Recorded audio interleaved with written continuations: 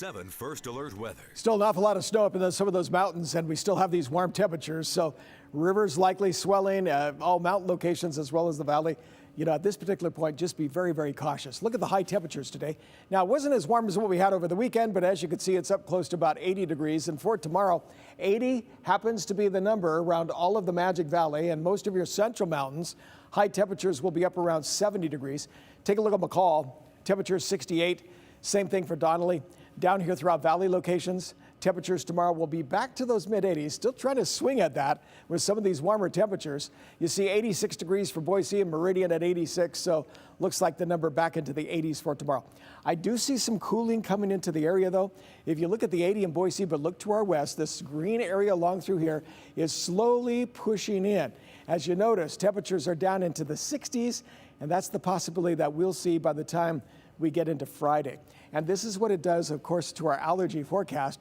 As you look at this, the tree pollen is going to be high through Thursday. And then once these temperatures come down, and Friday has a chance of some pretty good rain. I'll show you that coming up. So just kind of be looking for that. Back to more scattered rain showers as we get into Saturday.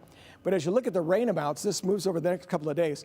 And the only thing I want you to see here is as we get into Thursday night, that's primarily when the rain will begin with a chance of maybe some thunderstorms. So it's very light on Thursday night. But then take a look at this map. You can see Boise, southern Idaho, all around the area. As that low that we have moves to our south, we're going to be right in the center of this. And as you look at some of these numbers, look how they go way up. I don't think they're this high.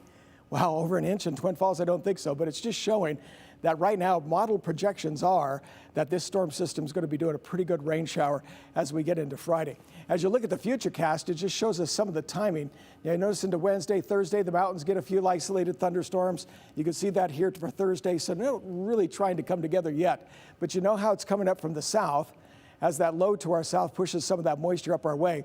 Then you see later Thursday night for some thunderstorms, and then Friday it starts to come together a little bit more with some of those rain showers around the area. So that's what we're watching for. As you take a look at the 7-day forecast, you'll see 86 for tomorrow. Temperature comes down a bit on Thursday. Then here we're up to about 80%. That's likely going to be moved to about 100% by tomorrow. So we'll be watching for this as the temperatures drop down because of this storm system moving through.